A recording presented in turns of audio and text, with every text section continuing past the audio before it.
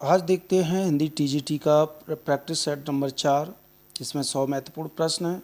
इससे पहले practice set 3 हो चुके हैं और डीएसएसबी हिंदी टीजीटी पीजीटी का। तो प्रैक्टिस सेट नंबर 4 देखते हैं। पहला प्रश्न है, निम्न में से कौन सा सही सुमेलित नहीं है?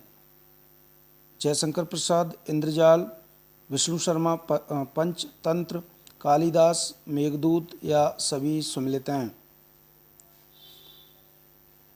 तो इसका सही उत्तर है वो है ऑप्शन नंबर डी, सभी। ये सभी सही सुमेलित हैं।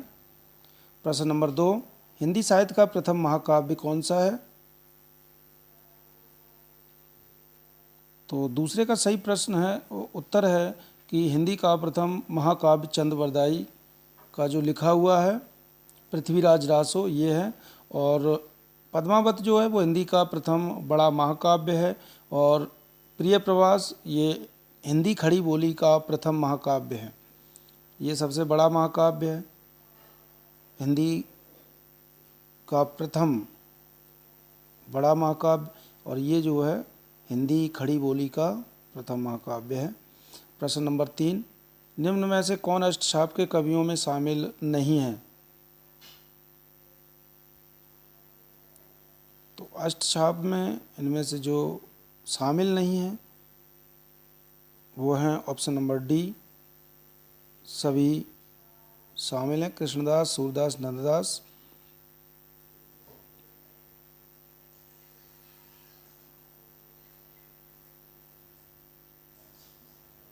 अगला प्रश्न है, प्रश्न नंबर 4 कि भारतेंदु कौन निम्न में से भारतेंदु युग के लेखक नहीं हैं?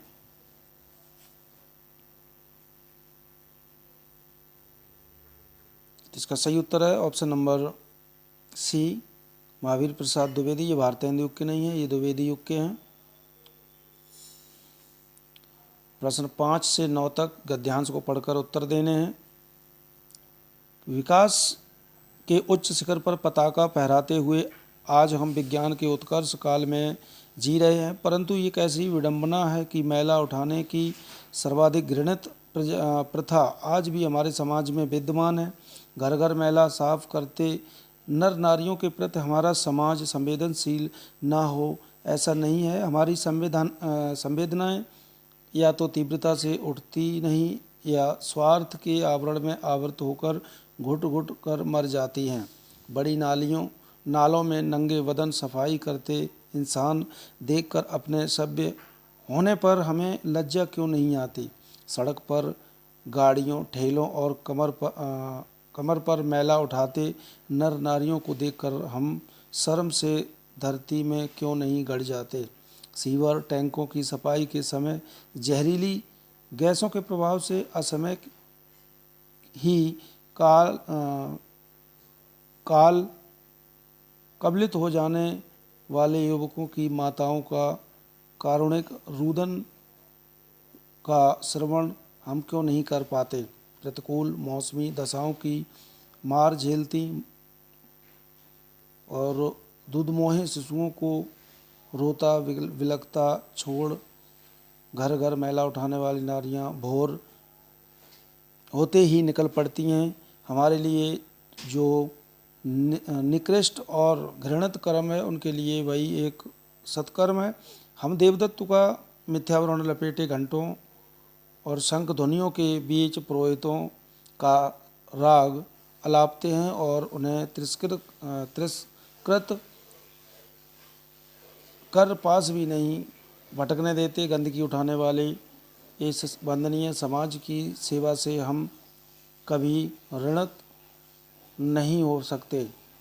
यह तिरस्कार नहीं वंदना के पात्र हैं। इस कुप्रथा को समूल उखाड़ फेंकने के लिए सामूहिक प्रयास अपरिहार्य हैं। तो ये था गद्यांश और इसके प्रश्न दिए हुए हैं कि आधुनिक काल की सर्वाधिक प्रमुख विडंबना क्या है? तो हमारे समाज में मैला उठाने की प्रथा विद्यमान है, ऑप्शन नंबर सी। प्रश्न नंबर 6, हमारी संवेदना या तो तीव्रता से उठती नहीं या स्वार्थ के आवरण से आवृत होकर घुट घुट कर मर जाती हैं। इस कथन से कौन सा आशय सुमिलित होता है? तो इससे होता है स्वार्थपरता के कारण संवेदनाएं व्यक्त नहीं करते। Option number B is right answer.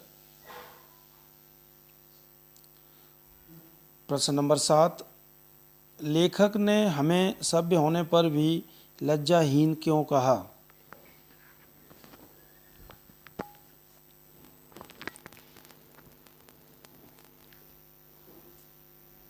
तो इसका सही उत्तर है ऑप्शन नंबर ए। हमारे समाज में आज भी महिला ढोने की प्रथा है।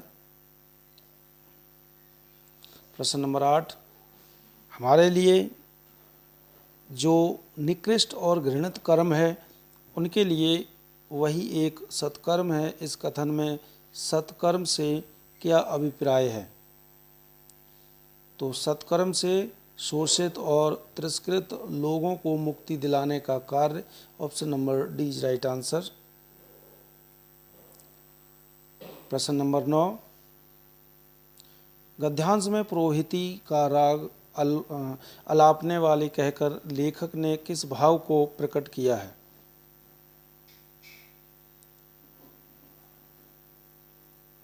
इसका सही उत्तर है ऑप्शन नंबर सी, व्यंग्यात्मक भाव। प्रश्न नंबर 10, निम्न में से किसका संबंध छायावादी युग से नहीं है?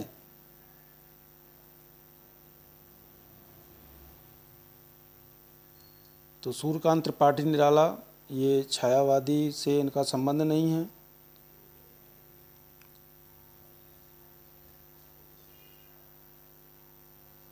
सूर्यकांत त्रिपाठी निराला द्विवेदी मैथिली शरण गुप्त, ये जो हैं छायावादी नहीं हैं, ये द्विवेदी युग के कवि हैं, लेखक। प्रश्न नंबर 11, किसी सीमित क्षेत्र में बोली जाने वाली स्थानीय भाषा को कहते हैं? तो 11 का सही उत्तर है ऑप्शन नंबर सी, बोली। प्रश्न नंबर 12, सगुण भक्ति काव्य का संबंध काव्य के किस काल में हुआ? तो सगुण भक्ति काव्य का संबंध काव्य के से हुआ, तो ये भक्ति काल से हुआ। प्रश्न नंबर 13, खड़ी बोली गद्य का प्रारंभ किस कृति से माना गया है?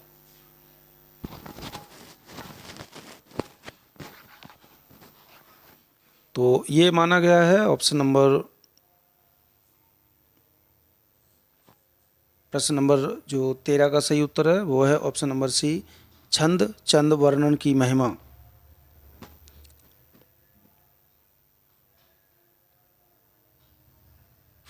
प्रश्न नंबर 14, हिंदी गद्य खड़ी बोली के जन्मदाता कौन है? प्रताप नारायण मिश्र, भारतेंदु हरिश्चंद्र, या श्याम सुंदर दास, या फिर जयशंकर प्रसाद?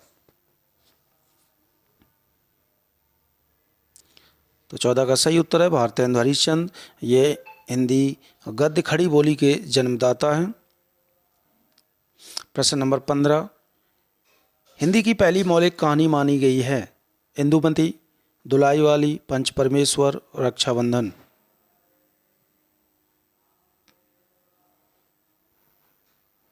इसका सही उत्तर है ऑप्शन नंबर ए, इंदुमती, ये हिंदी की पहली मौलिक कहानी मानी गई है।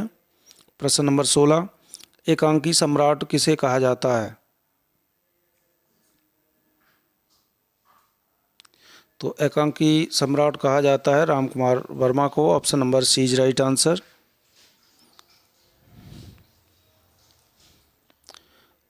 अगला प्रश्न है, नीचे दिए गए शब्द युग्म के सही अर्थ भेद का चयन कीजिए। अम्बुज, अम्बुति। तो इसका एक अम्बुज मीन्स होता है कमल, तो पहले पे कमल आएगा, तो इसलिए इसका सही उत्तर है ऑप्शन नंबर सी। प्रश्न नंबर 18, अगम, आगम।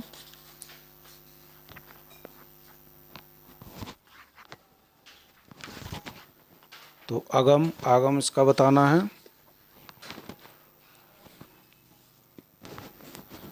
अगम होता है दुर्लभ और उत्पत्ति होता है उसका, तो दुर्लभ उत्पत्ति option number A is right answer. प्रश्न नंबर 19, अभियुक्त और अभियुक्ति इन दोनों के बताना, महत्वपूर्ण ये प्रश्न है। तो प्रश्न नंबर 19 का जो सही उत्तर है वो है ऑप्शन नंबर सी, अपराधी और टिप्पणी। अभियुक्त मीन्स होता है अपराधी, अभियुक्ति मीन्स होता है टिप्पणी। प्रश्न नंबर 20, जिसका खंडन न किया जा सके वाक्य के लिए एक शब्द क्या होगा? प्रश्न नंबर 20 का जो सही उत्तर है, जिसका खंडन ना हो सके उसे कहते हैं अखंडनीय। Option number A is right answer. प्रश्न नंबर 21, वह स्त्री जिसका पति दूसरा विवाह कर ले वाक्य के लिए एक शब्द क्या होगा?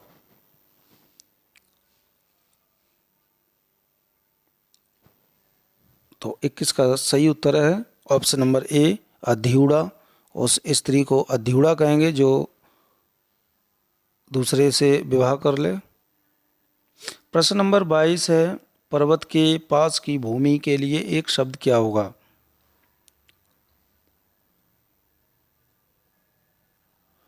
तो इसका सही उत्तर है, पर्वत के पास की भूमि के लिए होता है उपत्यका।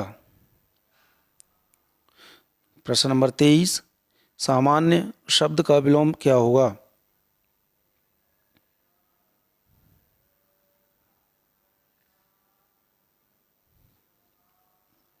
तो 23 का सही उत्तर है ऑप्शन नंबर डी, विशिष्ट। प्रश्न नंबर 24, उक्त शब्द का विलोम शब्द क्या है? उक्त, तो उक्त का विलोम बताना है। तो 24 का सही उत्तर हो जाएगा ऑप्शन नंबर ए, अनुक्त। उक्त का विलोम होगा अनुक्त। प्रश्न नंबर 25, जनार्दन किसका पर्यायवाची है?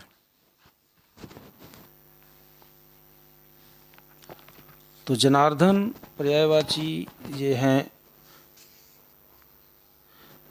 विष्णु के, ऑप्शन नंबर सी। और विष्णु के अन्य पर्यायवाची हैं माधव, नारायण, चक्रपाणि, गोविंद, पीताम्बर, चतुर्भुज, केशव, दामोदर, उपेंद्र, विश्वंभर, लक्ष्मीपति और मधुरपु।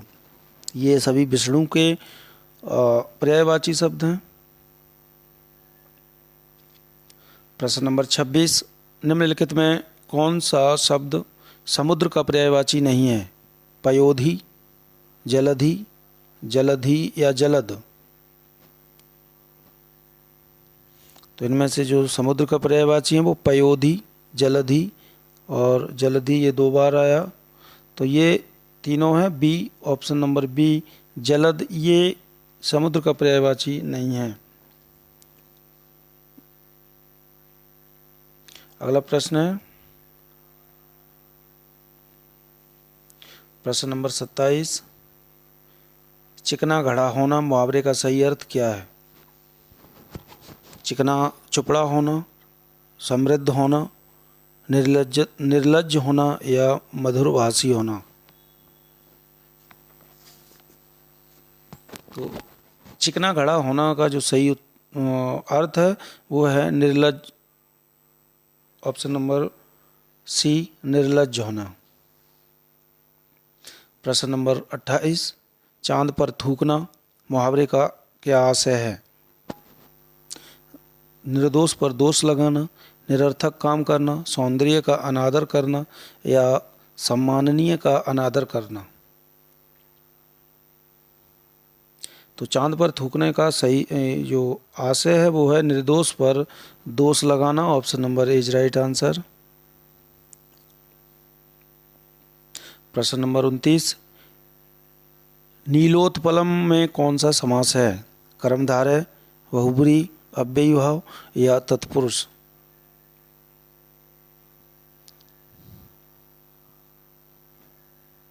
तो इसका सही उत्तर है ऑप्शन नंबर ए, कर्मधारय समास होगा, क्योंकि नीलोत्पल में ये विशेषता बता रहा है। तो पहला पद विशेषण और दूसरा पद इसका विशेष्य है, तो यहाँ पर कर्मधारय समास होगा। प्रश्न नंबर 30, धनंजय में कौन सा समास है? धनंजय शब्द में कौन सा समास है?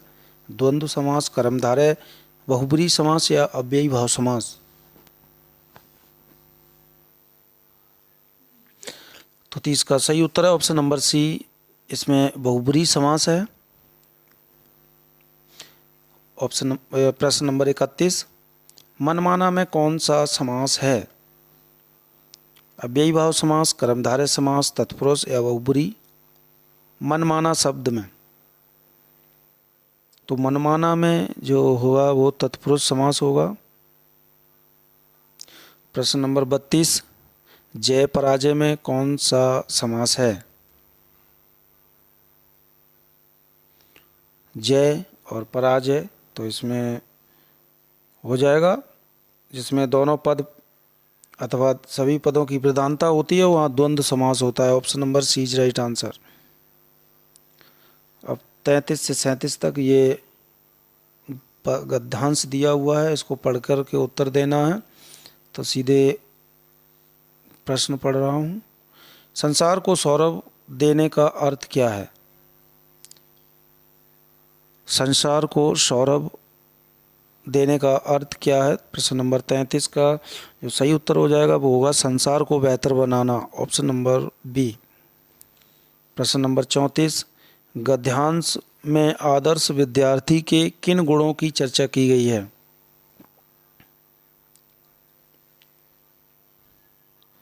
तो ये नियमावली का पालन, option number A is right answer. प्रश्न नंबर 35, गद्यांश के आधार पर कहा जा सकता है कि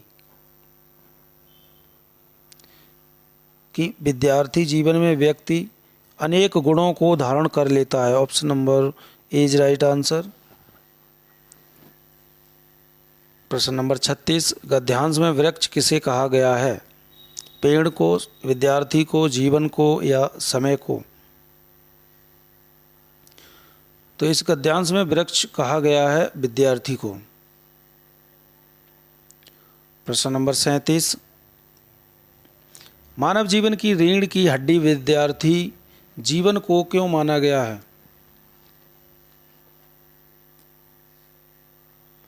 तो जो संस्कार विद्यार्थी जीवन में पड़ जाते हैं वे संस्कार स्थायी हो जाते हैं, option number B is right answer. प्रश्न नंबर 38, नीचे दिए गए शब्द युग्म के सही अर्थ भेद का चयन कीजिए। ये दो ईशा और ईसा, तो इसका जो सही शब्द युग्म है वो है ऑप्शन नंबर डी।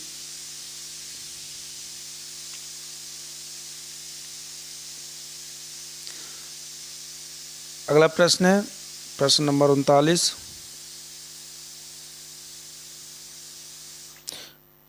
अमर शब्द का विलोम है। अमर का मर्त्य हो जाएगा, ऑप्शन नंबर डी।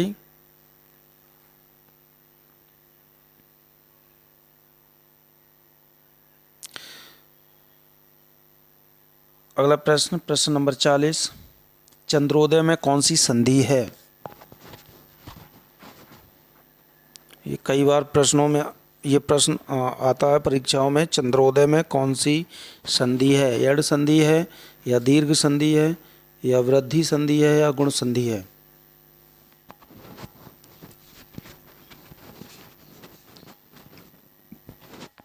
तो इसमें जो है गुण संधि है, ऑप्शन नंबर डी सही है। चंद्र धन उदय, चंद्रोदय।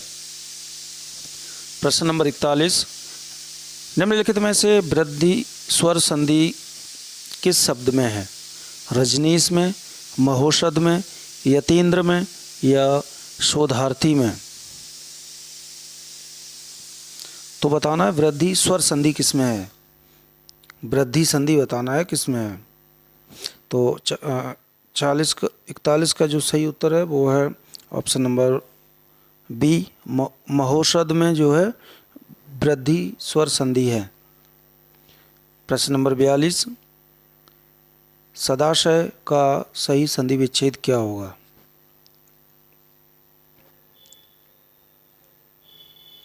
तो सत धन आशय, ऑप्शन नंबर सी सही है। इसका जो संधि विच्छेद है सदाशय का।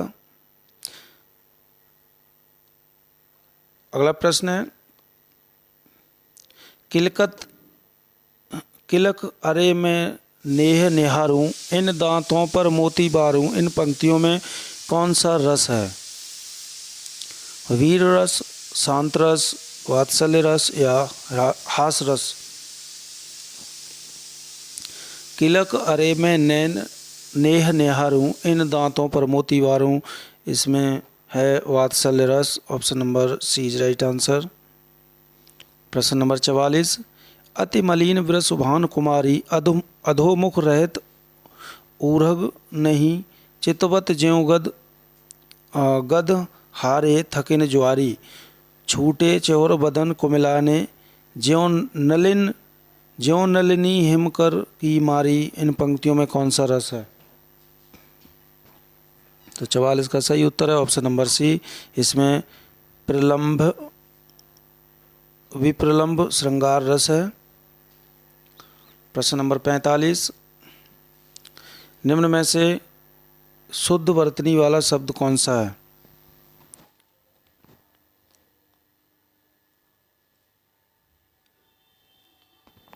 तो इनमें उपयुक्त ये शुद्ध शब्द होता है। प्रश्न नंबर 46 निम्नलिखित में अशुद्ध वर्तनी वाला शब्द कौन सा है? अशुद्ध।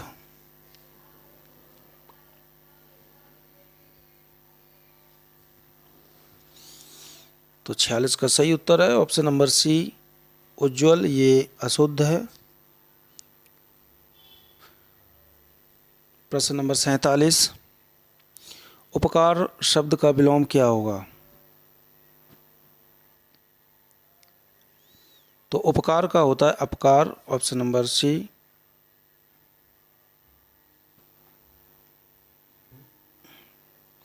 प्रश्न नंबर 48 कौन सा शब्द अहि का पर्यायवाची नहीं है? अहि मीन्स होता है सांप।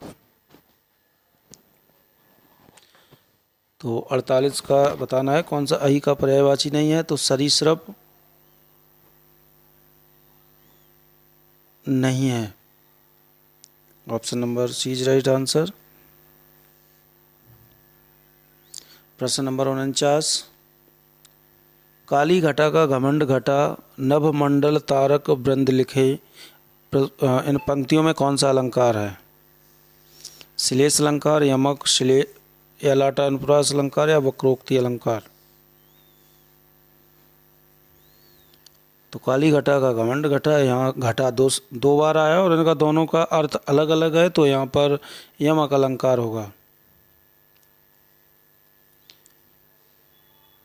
प्रश्न नंबर 50 को तुम है घनश्याम हम, तो बरसों कित जाए, नहीं मनमोहन है प्रिय, फिर क्यों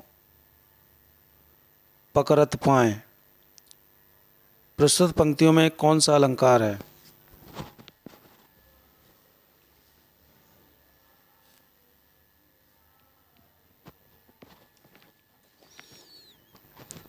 तो इसमें जो अलंकार है वो है ऑप्शन नंबर डी वक्रोक्ति अलंकार है। प्रश्न नंबर 51 गोदान कब प्रकाशित हुआ था? ये मुंशी प्रेमचंद का महत्वपूर्ण उपन्यास है गोदान, और ये 1936 ईस्वी में प्रकाशित हुआ था।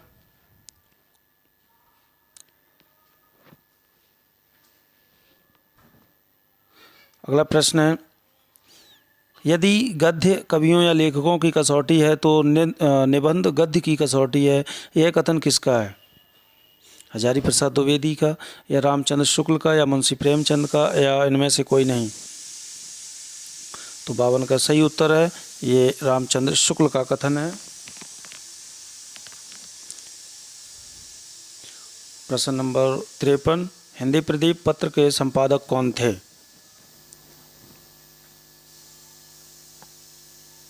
तो हिंदी प्रदीप एक मासिक पत्रिका थी जिसका प्रकाशन प्रथम अंक हुआ था 1877 ईस्वी में, और ये बालकृष्ण भट्ट द्वारा संपादित है। प्रश्न नंबर 54 है, बनारस अखबार पत्र किसके द्वारा निकाला जाता है?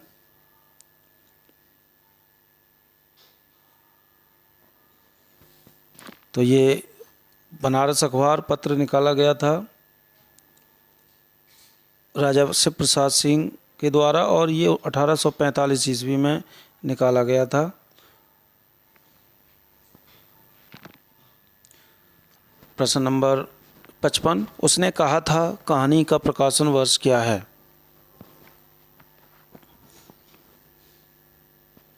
उसने कहा था का प्रकाशन वर्ष, ये चंद्रधर शर्मा गुलेरी की प्रसिद्ध कहानी है। उसने कहा था और का जो प्रकाशन वर्ष है वो है 1915 ईस्वी। Option number is right answer. प्रश्न नंबर 56, निम्नलिखित में से कौन सा सही सम्मिलित नहीं है? तीसरी कसम, फणीश्वर नाथ रेणु, जिंदगी और जोंक राजेंद्र यादव, कर्मनाशा की हार शिव प्रसाद सिंह, इनमें से कोई नहीं। तो प्रश्न नंबर 56 का जो सही उत्तर है वो है ऑप्शन नंबर बी, जिंदगी और जोंक। ये कहानी अमरकांत की है, राजेंद्र यादव की नहीं है, अमरकांत की है। जिंदगी और जोंक कहानी है किसकी? अमरकांत की। प्रश्न नंबर 57, श्यामा स्वप्न उपन्यास के लेखक कौन हैं?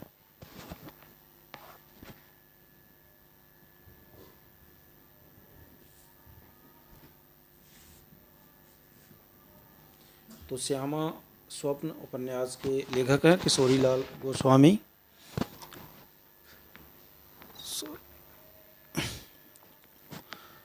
तो श्यामा स्वप्न उपन्यास ये किशोरीलाल गोस्वामी नहीं, जगमोहन सिंह का उपन्यास है। Option number A is right answer. प्रश्न नंबर 58 है, साहित्य लोचन की रचनाकार कौन है? हजारी प्रसाद द्विवेदी, जयशंकर प्रसाद, बाबू श्याम सुंदर दास या इनमें से कोई नहीं। तो प्रश्न नंबर 58 का जो सही उत्तर है वो है ऑप्शन नंबर सी, बाबू श्याम सुंदर दास की ये रचना है साहित्य लोचन। प्रश्न नंबर 59 है, संयोगता स्वयंवर नाटक के रचनाकार कौन है? लाला श्रीनिवास दास, प्रताप नारायण मिश्र या भारतेंदु हरिश्चंद्र, इनमें से कोई नहीं। तो संयुक्ता स्वयंवर नाटक के रचनाकार हैं ऑप्शन नंबर ए, लाला श्रीनिवास दास। प्रश्न नंबर 60, भाग्यवती उपन्यास के लेखक कौन है? श्रद्धा राम फिल्लौरी, मुंशी प्रेमचंद, राधा कृष्णदास, इनमें से कोई नहीं। तो भाग्यवती उपन्यास के लेखक हैं Shraddha Ram Phillauri. Option number A is right answer.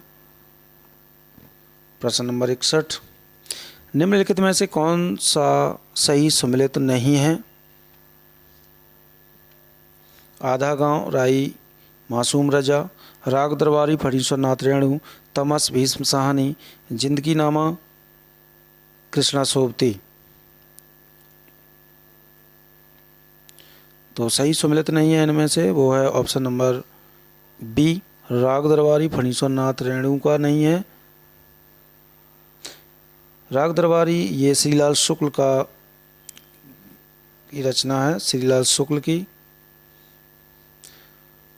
प्रश्न नंबर 62, निम्नलिखित में से कौन सा नाटक जयशंकर प्रसाद का नहीं है?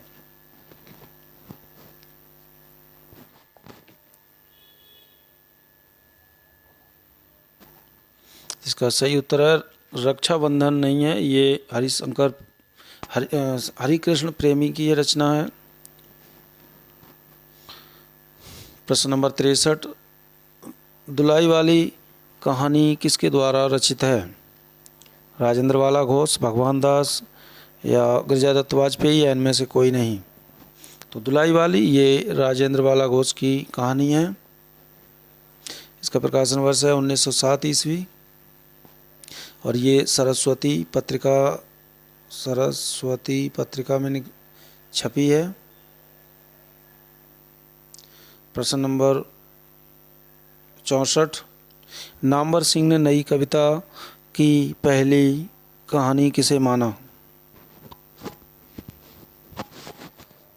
तो नामवर सिंह ने नई कहानी की पहली कहानी किसे माना है, ये बताना है। तो इसका सही उत्तर है वो है ऑप्शन नंबर सी, परिंदे। प्रश्न नंबर 65, पृथ्वीराज की आंखें किसका एकांकी संग्रह है? तो ये राम कुमार वर्मा का है। थोड़ा जल्दी करा दे रहा हूँ, मेरे पेट में दर्द हो रहा है। प्रश्न नंबर 66, निम्नलिखित में से कौन सी कहानी प्रेमचंद की नहीं है? पंच परमेश्वर, कानों में कंगना, कफन, ईदगाह। तो कानों में कंगना ये मुंशी प्रेमचंद की नहीं है।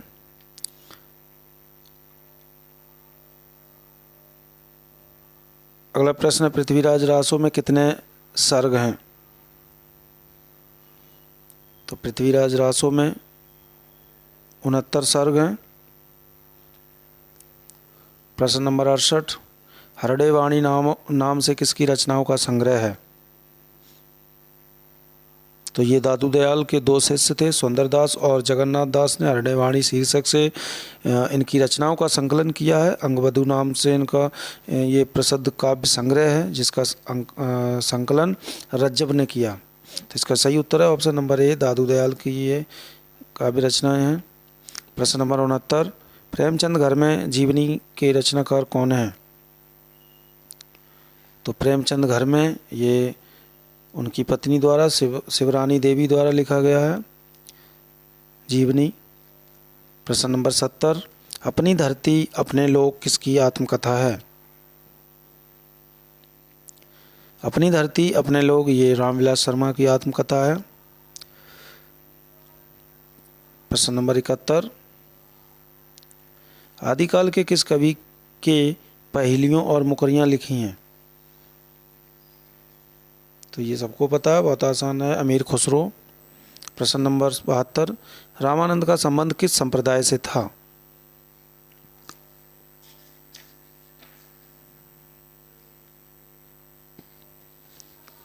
तो इसका सही उत्तर है ऑप्शन नंबर, ये बताना है कि रामानंद का संबंध किस संप्रदाय से था। तो ये था ऑप्शन नंबर सी, श्री संप्रदाय से। प्रश्न नंबर 73, बीसल देव रासो के रचयिता कौन हैं?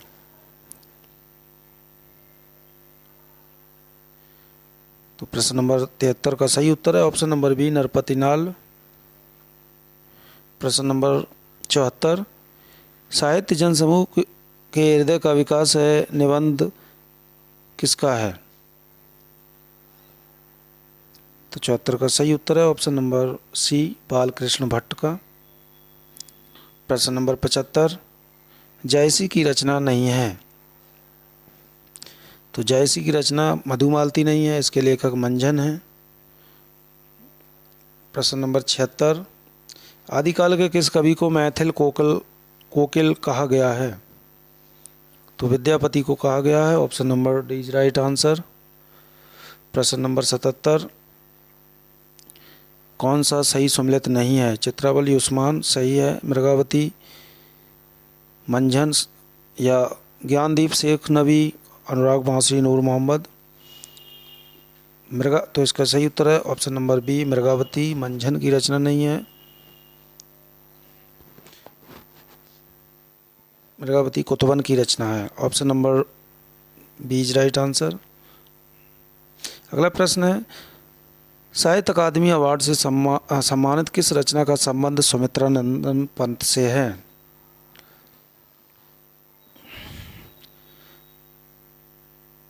तो इसका सही उत्तर है कला और बूढ़ा चांद। प्रश्न नंबर 79, निम्न में से किस रचना के रचयिता रामधारी सिंह दिनकर हैं? तो 79 का सही उत्तर है उर्वशी, ये रामधारी सिंह दिनकर की रचना है उर्वशी। मुकुल रचना के लेखिका हैं सुभद्रा कुमारी चौहान। वीणा ये सुमित्रा नंदन पंत की रचना है। और रश्मि ये महादेवी वर्मा की रचना है। प्रश्न नंबर 80, निम्न में से कौन सी महादेवी वर्मा की कृति नहीं है? तो इसमें अनामिका नहीं है, option number D is right answer. अगला प्रश्न है, अखरावट की रचयिता कौन है? तो अखरावट ये मलिक मोहम्मद जायसी की रचना है। प्रश्न नंबर 82, विनय पत्रिका के रचयिता कौन है? तो तुलसीदास हैं। प्रश्न नंबर 83, झांसी की रानी किसकी काव्य कृति है? तो झांसी की रानी काव्य कृति की लेखिका हैं सुभद्रा कुमारी चौहान। प्रश्न नंबर 84, चांद का मुंह टेढ़ा है किसकी काव्य रचना है? चांद का मुंह टेढ़ा है मुक्तिबोध की काव्य रचना है। प्रश्न नंबर 85, अकाल में सारस किसका काव्य संग्रह है? अकाल में सारस ये केदारनाथ सिंह की रचना है। प्रश्न नंबर 86, तार सप्तक कब प्रकाशित हुआ था? तो ये 1943 ईस्वी में प्रकाशित हुआ था। प्रश्न नंबर 87, श्री कृष्ण गीतावली के ग्रंथ के रचनाकार कौन है? तो तुलसीदास हैं, option number is right answer. प्रश्न नंबर 88, कत विधि सूझी नारी जग माही पराधीन सपनेऊ सुखनाई पंक्ति के रचना किसने की? तो ये तुलसीदास ने की।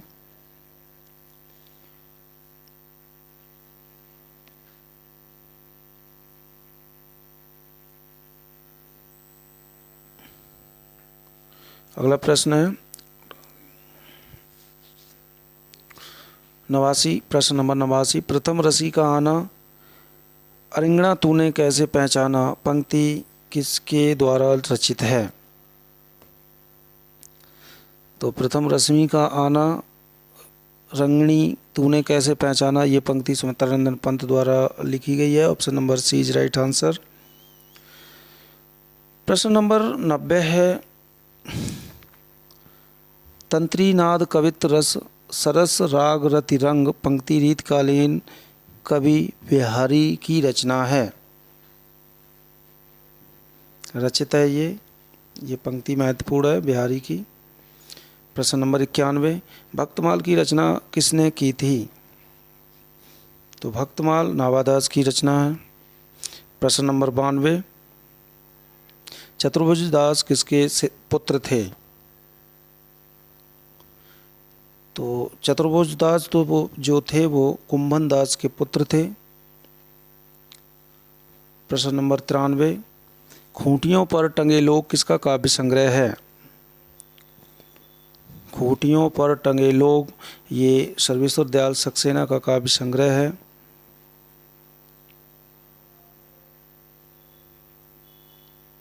प्रश्न नंबर 94, प्रिय प्रवास महाकाव्य के रचयिता कौन है? तो इसका सही उत्तर है हरिऔध। प्रश्न नंबर 95, कौन सी काव्य रचना सूर्यकांत त्रिपाठी निराला की नहीं है? तो दीप शिखा ये नहीं है। प्रश्न नंबर 96, ललित ललाम किसकी रचना है?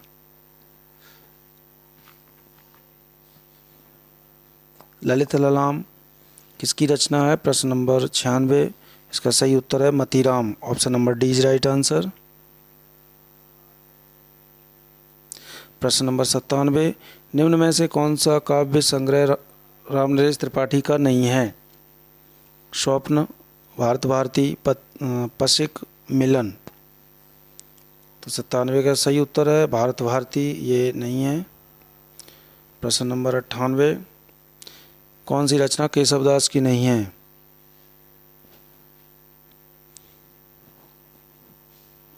तो इनमें भाषाभूषण नहीं है। प्रश्न नंबर 99, कुरुक्षेत्र किसका काव्य संग्रह है? तो आसान है, रामधारी सिंह दिनकर की है। प्रश्न नंबर 100, कौन सा सही सुमेलित नहीं है? सुजान सागर, बिहारी, रसविलास देव, विरहवारिस, बोधा के आलम केली आलम। तो सुजान सागर ये बिहारी की नहीं है, ये सुजान की रचना है, तो इसलिए इसका वो सुजान सागर ये घनानंद की है। सुजान सागर घनानंद ये बिहारी की नहीं है, इसलिए सुमेलित नहीं है। ऑप्शन नंबर ए। मेरी तबीयत सही नहीं है, पेट में दर्द होने लगा, इसलिए जल्दी जल्दी वीडियो बना दिया।